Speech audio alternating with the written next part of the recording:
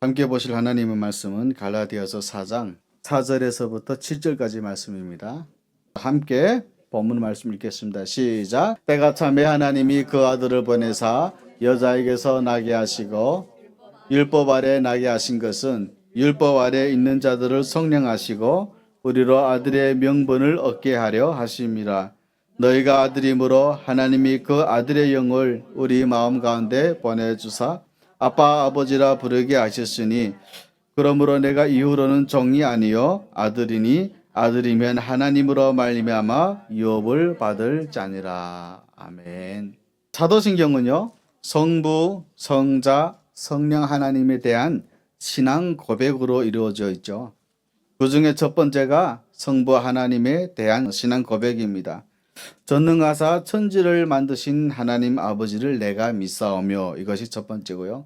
여기에 보면 성부 하나님에 대한 신앙 고백은 세 개로 이루어져 있어요. 그 첫 번째가 전능하신 하나님, 두 번째가 창조주 하나님, 세 번째가 아버지 하나님이에요.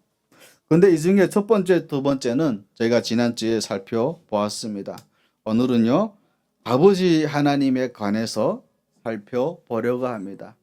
지난주에 살펴봤듯이 하나님은 무한하시고 다양한 속성을 가지고 계시기 때문에 하나님에 대한 표현이 다양합니다. 그런데 그 중에서 우리 성도들에게 있어서 가장 이제 친근한 하나님의 명칭은 아마도 아버지 하나님일 것입니다. 그래서 마틴 루터가 이런 말을 해요. 우리가 하나님에 대해 생각할 수 있는 최상의 이름은 바로 아버지 하나님이다 라고 하는 것이죠. 이렇게 우리는 최상의 이름인 아버지 하나님이 갖는 의미가 무엇인지 함께 이 시간에 살펴보려고 합니다. 그래서 오늘 말씀을 통해서 더욱 의미 깊고 또 간절한 마음으로 아버지 하나님을 명칭을 사용할 수 있기를 바랍니다. 그래서 우리들의 신앙이 아버지 하나님으로 말미암아서 더 풍성해지고 더 은혜로워지고 더 아름다운 신앙이 되기를 예수님 이름으로 축원합니다. 하나님은요 먼저 우리가 하나님을 하나님이 아니라 아빠, 아버지라고 부를 수 있게 해주셨다는 거예요. 원래 모든 인간은요 하나님의 창조대로 창조되어서 출발 자체가 하나님의 자녀였어요. 그런데 첫사람 아담이 하나님께 불순종했죠. 하나님으로부터 멀어졌습니다.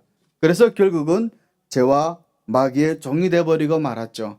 그리고 그 이후에 태어나는 모든 인간들, 우리들 포함해서요 모든 사람들은 그 제약된 본성을 갖고 태어남으로 인해서 죄에 빠지는 겁니다. 그것은요 멀리 갈 것도 없어요. 지금 이 순간에 이 자리에 앉아있는 우리들의 마음을 돌아보아도 금방 알 수 있습니다.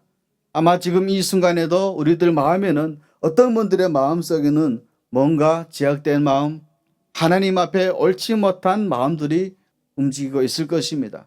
그것이 우리들 안에 제약된 본성이 있다는 움직일 수 없는 증거예요.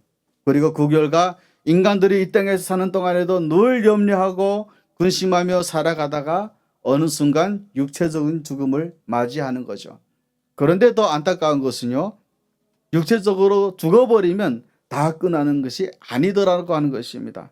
그 죽음 이후에는 죽는 것보다 더한 고통스러운 일들이 죄값을 치르는 것으로 있게 된다는 것이죠.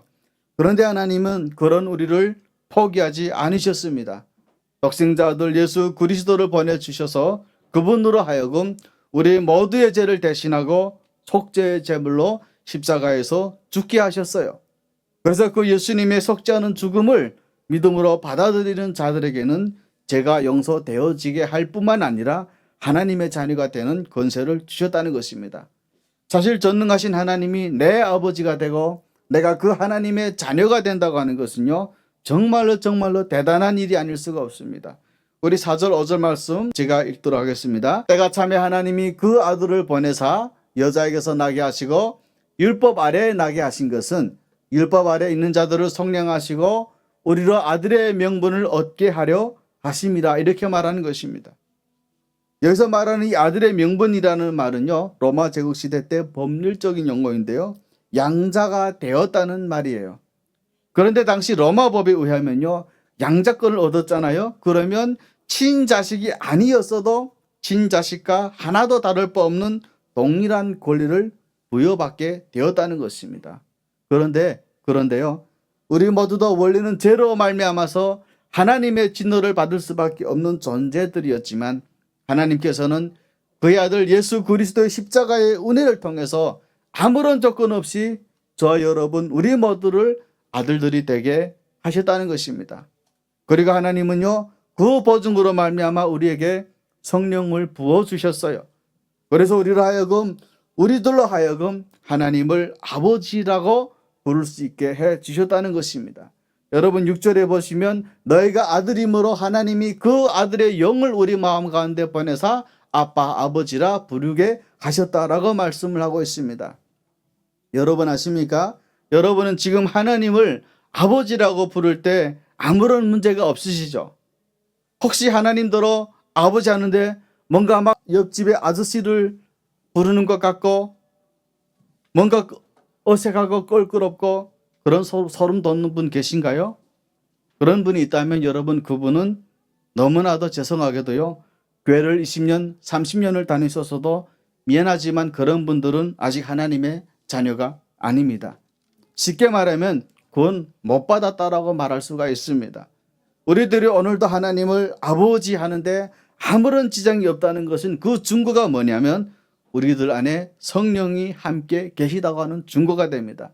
그 성령께서 우리들로 하여금 하나님을 아버지라고 부르도록 하셨다는 것입니다. 그것이 바로 우리들이 하나님의 자녀가 됐다고 하는 증거인 거죠. 우리들이 구원받으셨다고 하는 그 증거가 됩니다. 그런데 더 놀라운 것은요, 그 하나님을 오늘 우리는 그냥 아버지라고 부르는 것이 아니라 아버지라고 부른다는 겁니다. 갈라디아서 4장 6절에도 다시 보시면 그냥 아버지라고 안 되어 있습니다. 그 앞에 보면 아버지라고 되어 있어요. 여러분 여기서 이 아빠라고 하는 단어가 뭐냐면 당시 유태인들이 일상적으로 사용했던 아랍어로 하시면 아빠라고 하는 말인데요. 그냥 아버지가 아니라 그냥 아빠라고 하는 말이죠. 어린 아이가 아버지를 부를 때 쓰는 그런 말이죠. 여러분 아빠와 아버지의 차이를 아시나요? 그래서 저는 제가 고향이 함경도 사람인데 솔직히 태어나서 저희 아버지를 보고 아빠라고 불러본 적이 없습니다. 솔직히. 그런 단어도 있었는지 잘 기억이 안 나요. 그래서 저는 저희 아버지를 아빠라고 불러보지 못하고 늘 아버님이라도 안 부르고 아버지라고 불렀었어요. 그러다 보니까 저에게는 참 저희 아버지는 되게 잘해주신 분이었음에도 불구하고 늘 어려운 부분이 있었습니다.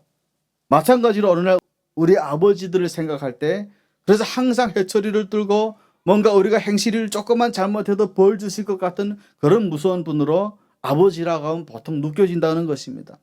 그런데 여러분 아빠와 아버지는 달라요. 내가 무슨 잘못을 해도 당장에는 나중에는 야단을 치고 책망도 하실지언정 당장에는 두말 없이 받아주실 것 같은 거예요. 그런데 성경은 우리가 하나님을 늘고 두려운 아버지가 아니라 너무나도 친근하시고 너무나도 사랑하시고 나의 모든 것을 받아주실 것 같은 아버지라고 부를 수 있게 되었다고 말한다는 것입니다. 그런데 정말 감사하고 놀라운 일은요, 이 일이 우리들의 노력이나 의지로 되어진 것이 아니라고 하는 것입니다. 지금 주 하나님의 은혜로 예수님의 십자가의 대속의 은혜가 묻어지게 해서 우리들에게 주어진 권리라고 하는 것입니다. 오직 하나님의 은혜로 예수님의 십자가의 대속의 은혜가 믿어진 자들 우리들에게만 주어진 것이라는 겁니다. 그래서 요한복음 1장 12절 13절에서 이런 말을 합니다. 영접하는 자 곧 그 이름을 믿는 자들에게는 하나님의 자녀가 되는 권세를 주셨으니 그 다음이 중요해요. 여러분 이는 혈통으로나 육적으로 나지 아니하고 사람의 뜻으로 나지 아니하고 오직 하나님께로부터 난 자들이다 라고 얘기하고 있습니다. 하나님의 자녀가 되는 일이 혈통이나 사람의 뜻으로 안 된다는 것입니다. 오직 하나님의 자녀가 되게 해 주셔야 된다는 것입니다. 여러분 신학교에 가면요 의외로요 목사 자녀, 장로 자녀 무지무지하게 많아요. 그런데 그런 분들이 목사, 장로, 권사의 아들, 딸로 태어났다고 해서 모두가 다 하나님의 자녀가 안 된단 말이에요. 또 내가 막 하나님의 자녀가 되고 싶어 가지고 하나님 저 아들 좀 삼아 주세요.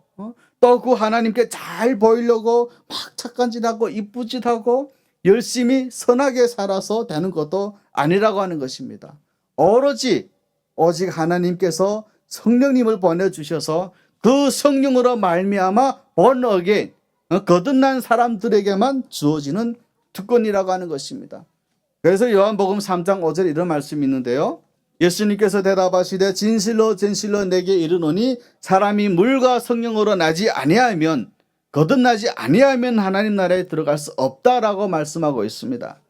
여기서 이 물이라고 하니까 여러분 물 세례를 받아야 되는가 그렇게 생각할 수도 있는데요. 아니에요, 여러분. 헬라어 영법에는요, A라고 하는 A end와 B라고 할 때 이 end가 헬라어로는 카이라는 단어를 쓰는데, 이 카이의 영법에는 A와 B라는 뜻이 아니라 A라는 특성을 가진 B, 그런 뜻이에요. 그러니까 이 말은 물과 성령이 아니라 물의 특성을 가진 성령, 이런 말이에요. 여러분, 물이 뭐하는 데 쓰죠? 여러 가지를 쓰지만 보통 씻는 데 많이 쓰잖아요. 그렇기 때문에 물과 성령으로 거듭나지 않으면, 이 말은 곧 죄를 씻어주는 성령으로 거듭나지 않으면 이 말과 동일합니다. 그래서 오늘도 우리들이 하나님을 아버지라고 부르고 그 전능하시고 창조주이신 그 하나님을 아버지라고 부를 수 있는 이유는 우리들에게서 난 것이 아니라 오직 하나님의 은혜로 주어진 것을 다시 한번 믿으시고 우리 모두 함께 감사하시기를 바랍니다. 정말 감사하셔야 됩니다. 그러면 그렇게 하나님이 은혜로 하나님의 자녀가 된다는 것은 어떤 의미를 가지는 걸까요? 하나님의 자녀가 되면요, 자동적으로 따라오는 특권이 몇 가지가 있어요. 그 중에 첫 번째가 뭐냐 하면, 하나님의 자녀가 된 자들은 죄와 허물이 용서되어질 뿐만 아니라 우리들이 무슨 짓을 해도 어떤 연약함 가운데 있을지라도 그런 우리들을 포기하지 않으시고 끝까지 받아주신다는 겁니다. 하나님은 우리의 죄를 따라 처치하지 않으시고 우리의 죄악을 따라 갚지 않으셨어요. 갚지도 않으십니다. 만약에 하나님께서 이런 은혜를 우리들에게 주시지 않았다면요, 저를 포함해서 이 자리에 앉아 있을 분은 한 사람도 없습니다. 아마도 뼈도 못 추릴 거예요.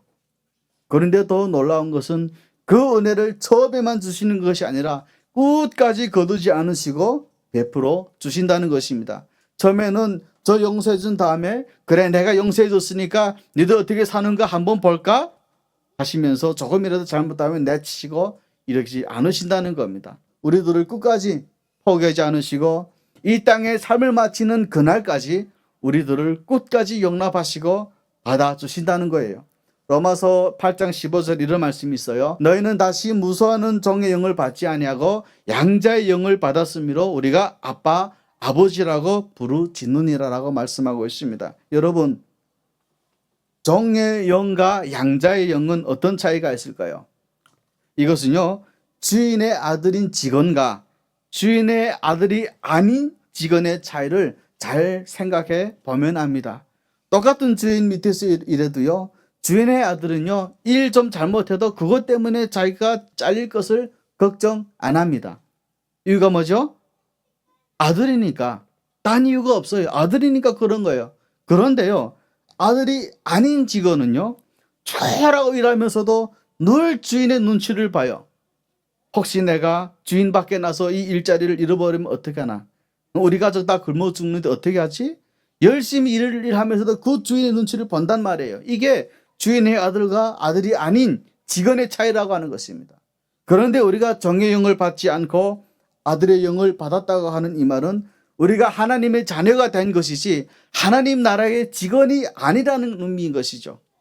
그러니 혹시 아버지신 하나님의 눈에 들지 않으면 또 심지어 우리들이 나쁜 짓 했다고 당장의 아들의 죄를 취소하거나 하나님 나라에서 쫓겨날 것을 걱정하지 않으셔도 된다고 하는 것입니다. 다만 하나님의 나라는요, 그렇다고 해서 우리들을 한정없이 용서하시고 가만히 계시는 것은 아닙니다. 때로는요, 오늘처럼 가슴 뜨끔한 말씀을 들려주시기도 하고요, 또 때로는요, 생각지도 않았던 갑작스러운 일을 통해서 우리들을 경고하시기도 해요. 너 그렇게 살기만 해봐, 이렇게요. 그리고 그래도 여전히 하나님의 자녀답게 살고 있지 않잖아요. 그러면 하나님은 절대 안 참으십니다. 반드시 징계의 칼을 두시는 거예요. 그런데 그것은 자녀가 된 우리들이 미워서 그러는 것이 아니라고 하는 것입니다. 우리들이 이럴 때마다 얼마나 고통스럽고 힘든지를 몰라서 그런 것도 아니라고 하는 것입니다. 다만 그런 일들을 통해서 우리들이 더 성숙해지기를 원하시고, 그렇게 더 성숙해진 우리들 통해서 세상을 향한 당신의 뜻을 이루시려고 그야말로 어쩔 수 없이 본의 아니게 우리들에게 그런 시간을 갖게 하시는 거예요. 고린도후서 7장 10절에서 11절 이런 말씀이 있습니다. 하나님의 뜻대로 하는 근심은 후회할 것이 없는 구원에 이르게 하는 회개를 이루는 것이요, 세상 근심은 사망을 이루는 것이라.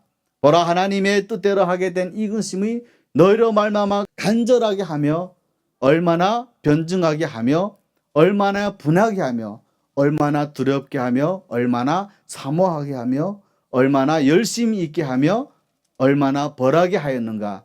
너희가 그 일에 대하여 일체 너희 자신의 깨끗함을 나타내었다라고 얘기하고 있습니다. 먼저 기억하실 것은요, 여러분 지금 뭔가 근심할 만한 그런 근심거리가 생겼습니까? 이게요 사실은요 알고 보면 하나님의 뜻대로 하게 된 거라는 거예요. 그래서 우리들이 뭔 일처리 잘못돼 갖고 그저 지금 재수의 온부터 갖고 우리들이 그런 상황에 처한 것이 아니라고 하는 말이에요. 때로는 지금의 상황이 너무 원망스럽고 힘들 때도 있으시겠지만 하나님은 분명 그런 우리들의 마음을 알고 계시고요. 그럼에도 지금 우리들이 이해할 수 없는 뜻 가운데서 하나님이 겪게 하시는 군심이라는 거예요. 사실 여러분, 사실은요 우리가 이걸 하나만 정확하게 붙들고 있어도 답답한 마음, 속상한 마음, 억울하고 막 불쾌한 마음 상당 부분이 해결이 됩니다. 너무나 놀랍게도요 많은 그리스도인들이 이것조차를 잘 알지를 못해요. 그래서 근심거리가 생기면 왜 이런 일이 나한테 생겼느냐고 원망이 나고 불평이 나고 두려워만 하지, 이게 하나님의 뜻대로 하게 된 근심이라는 거 받아들이질 않는 거예요. 그러니 더 속상하고 더 못 견디고 분노가 마음에서 올라오는 것입니다. 하나님의 뜻대로 하게 된 근심하는 것을 믿으시길 바랍니다. 그래서 우리들로 하여금 그 일들이 다 지나고 나면요 그것 때문에 우리도 모르는 사이에 더 성숙해져 계시고 말과 행동을 조심하게 되시고요, 또 더 하나님 나라를 향한 간절한 마음, 사모하는 마음, 열심을 내는 마음 갖게 된다고 하는 것입니다. 여러분, 우리의 하나님은요 여러분의 하나님이 아니라 우리 모두의 하나님 아버지세요.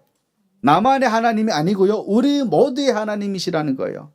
그래서 우리 모두를 충족시켜야 하기에 때로는 우리들에게 속상하기도 하고 힘든 일이 있기도 하는 것입니다.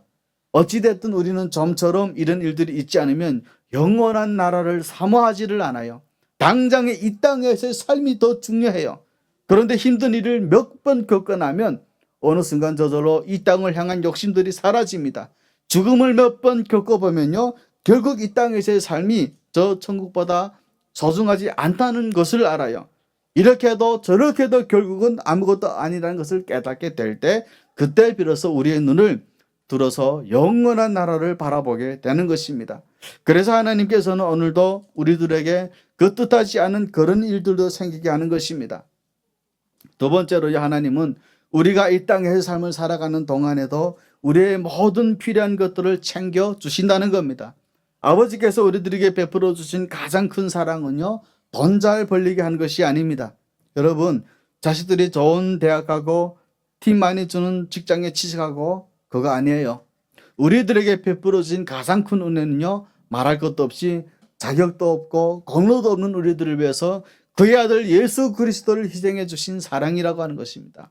그런데 하나님은 우리들을 위해 그 가장 소중한 아들을 희생하셨는데 이제 또 무엇이 우리들에게 더 아깝겠습니까?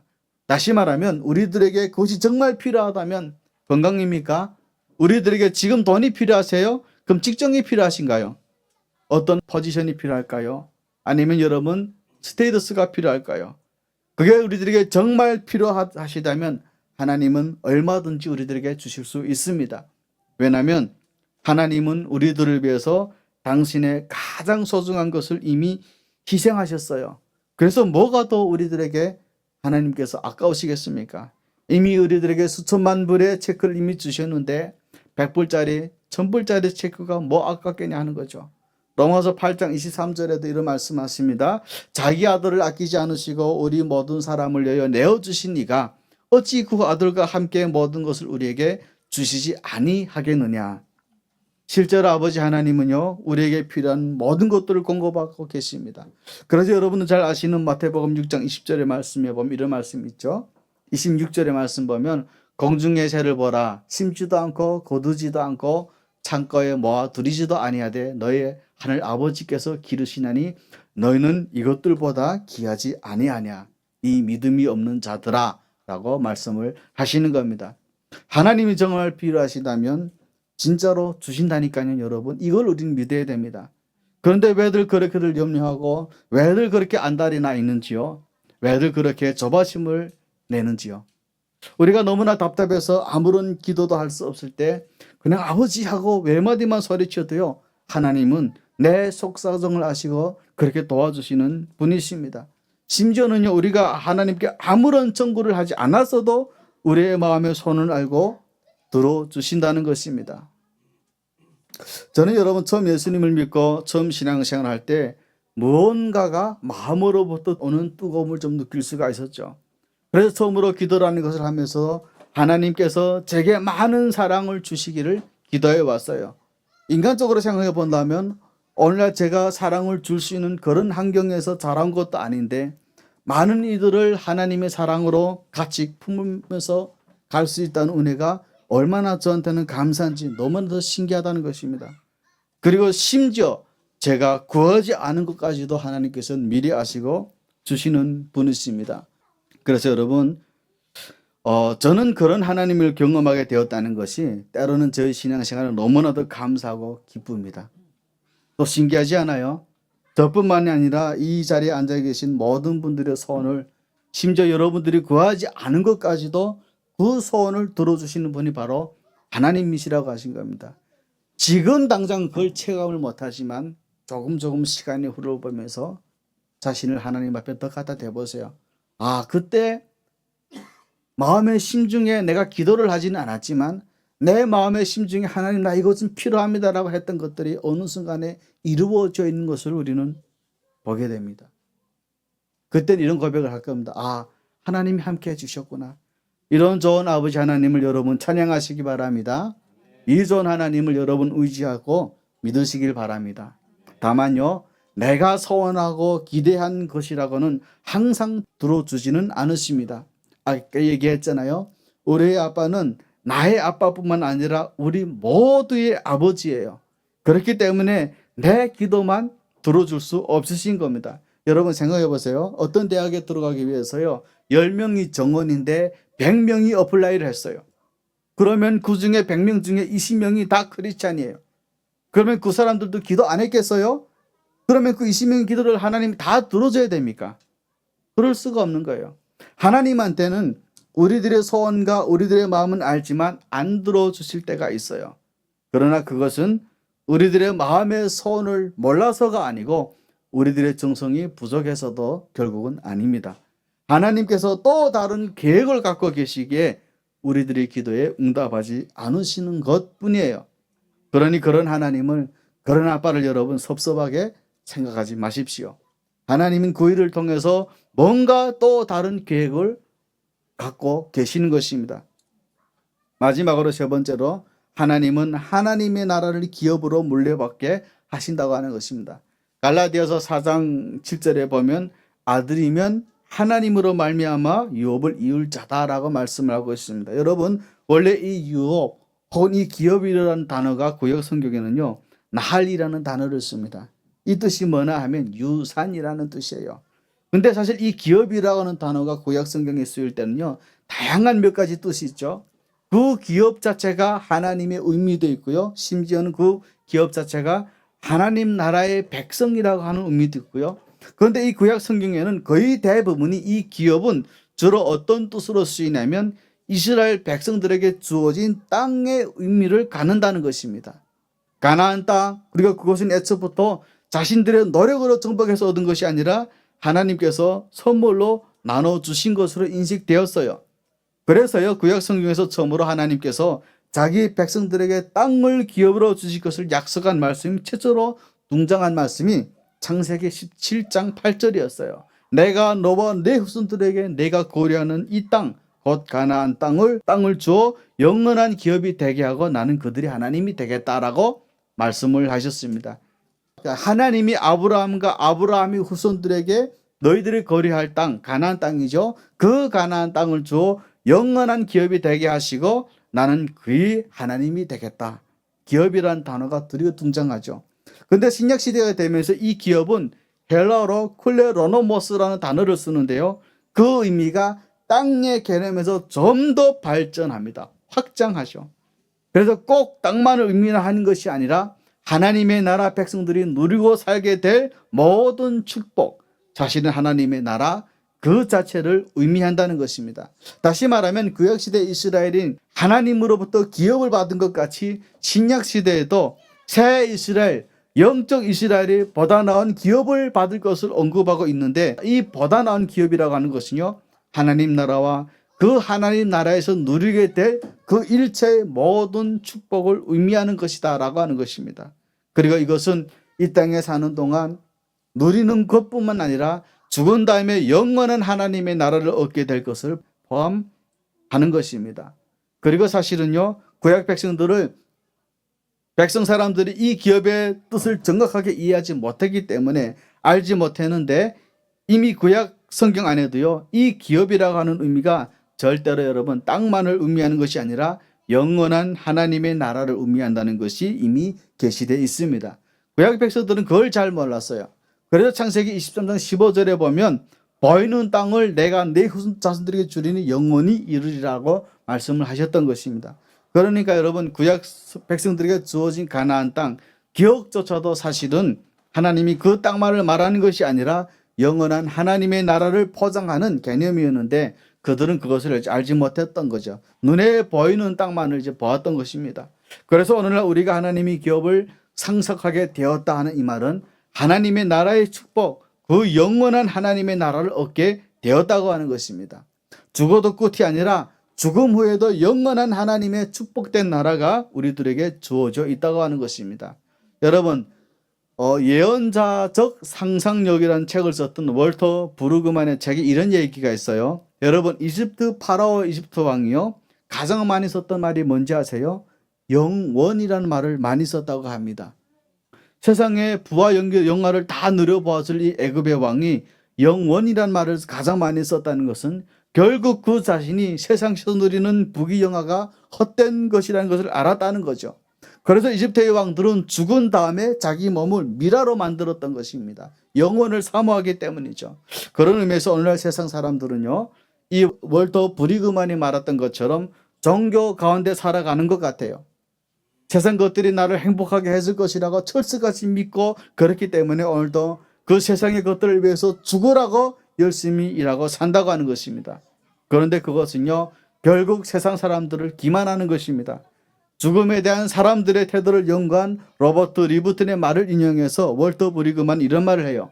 세상 사람들은 죽음의 공포를 마주할 용기가 없어서 자꾸만 세상으로 도피한다고 하는 것입니다. 잘 들어보셔야 됩니다, 여러분. 진짜로 재미있는 말이 있더라고요. 세상 사람들은 죽음의 공포를 마주할 용기가 없기 때문에 자꾸 죽음을 애써서 잊어버린다는 거예요. 나는 죽지 않는다, 나는 죽지 않는다, 애써 자신을 세뇌하면서 자꾸 세상으로 도피한다는 거죠. 언젠가는 더 정확하게 말하면 오늘 갑자기 나에게도 얼마든지 다가올 죽음을 애써 직접 모른 척하며 살고 그것을 잊어버리기 위해서 세상에 취해 산다고 하는 것입니다. 그러나 그것은 여러분 진정한 해결책이 되지 못합니다.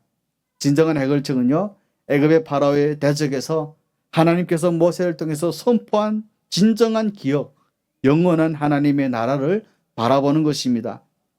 그것만이 우리들로 하여금 죽음에 대한 공포를 이겨내게 하고요, 세상에서 도피해서 살지 않게 만들고요, 심지어는 이 땅에 나그네 삶을 살면서 하나님께 우리들에게 겪게 하는 어떤 종류의 고통과 고난도 그 기꺼이 감당하며 이겨낼 수 있게 된다고 하는 것입니다.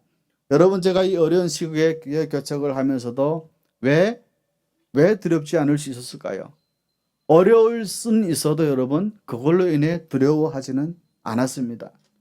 왜 그러냐면 여러분 제가 뭐 용기가 많고 제가 뭐 무대보 같은 사람이라서 그랬을까요? 아니죠. 저는 영원한 하나님의 나라를 사모했기 때문에 그렇습니다. 그 나라를 사모하고 그 나라를 바라보기 때문에 우리가 살아도 주를 위해 살고 죽어도 주를 위해 죽을 수 있다고 하는 이 고백할 수 있는 것이고 죽음조차 우리는 두려워하지 않을 수가 있는 것입니다. 예수님 때문에 어떤 고난과 고통이 닥쳐온다고 할지라도 그것 때문에 회피하고 세상의 도피에서 빠져 살지 않을 수 있다고 하는 것입니다. 로마서 8장 17절에서 18절에 이런 말씀이 있어요, 여러분. 자녀이면 또한 상속자 곧 하나님의 상속자요 그리스도와 함께 한 상속자니 우리가 그와 함께 영광을 받기 위하여 고난도 함께 받아야 할 것이니라. 생각건대 현재의 고난은 장차 우리에게 나타날 영광과 좋게 비교할 수 없다라고 말씀을 하고 있습니다. 하나님의 자녀로 살아가다 보면요, 여러분 세상 만사가 다 잘 될 줄 아시죠? 우리들이 자녀들이 다 잘 될 줄 아시죠? 천만의 말씀이에요. 성경은 뭐라고 말씀하고 있습니까? 우리들이 하나님의 나라를 상속할 그런 엄청난 특권을 누렸으면 그리스도와 함께 고난을 받을 수 있다가 아니에요. 옵션이 아닙니다. 선택사항이 아니라 여러분 필수 사항입니다. 반드시 우리도 고난을 당한다고 하는 것입니다. 그러나 제가 만연한 이 세상에 살면서 때로는 손해도 보고 좀 조롱도 당하고 그러나 그런 핍박과 고난 가운데서 끝까지 하나님의 자녀로서의 책무를 다하고자 할 때 하나님은 그런 우리들의 모습을 통해 영광 받으신다는 겁니다. 여러분 뭔가 대단한 일을 위해서 하나님 앞에 영광 돌리려 하지 마십시오. 우리들의 삶의 작은 고난이 올지라도 우리들의 마음을 어둡게 만드는 그런 힘든 상황이 올지라도 그 상황에 매몰되지 않고 매몰되지 말고 영원한 하나님을 나라를 바라보면서 흔들림 없이 살아가는 그런 우리들의 모습이 곧 하나님의 영광이 되는 삶이라고 하는 것입니다. 고린도전서 10장 13절 이런 말씀이 있어요. 사람이 감당할 시험밖에는 너에게 당한 것이 없나니 오직 하나님은 미쁘사 너희가 감당하지 못할 시험을 허락하지 않으시고 또한 그런 시험을 당할 즈음에 피할 길을 내셔가지고 너희로 능히 감당케 하신다고 합니다. 여러분 이런 시험이 오면 당연히 힘드시죠. 그러나 우리들 자신들보다 우리들 더 잘 아시는 하나님은 그래도 우리들이 감당할 만하기에 감당케 하는 시험을 주신다고 하는 것입니다. 그리고 무엇보다 먼저 우리들이 그 시험을 감당 못할 것 같으면 하나님이 알아서 피할 길을 주신다고 하는 것입니다. 이런 하나님의 은혜가 저와 여러분 모두에게 있기를 다시 한번 기억하시면서 오늘도 하나님의 자녀로서 특권을 누리며 세상 가운데 살아내시는 우리 모두가 되시기를 예수님 이름으로 축원합니다.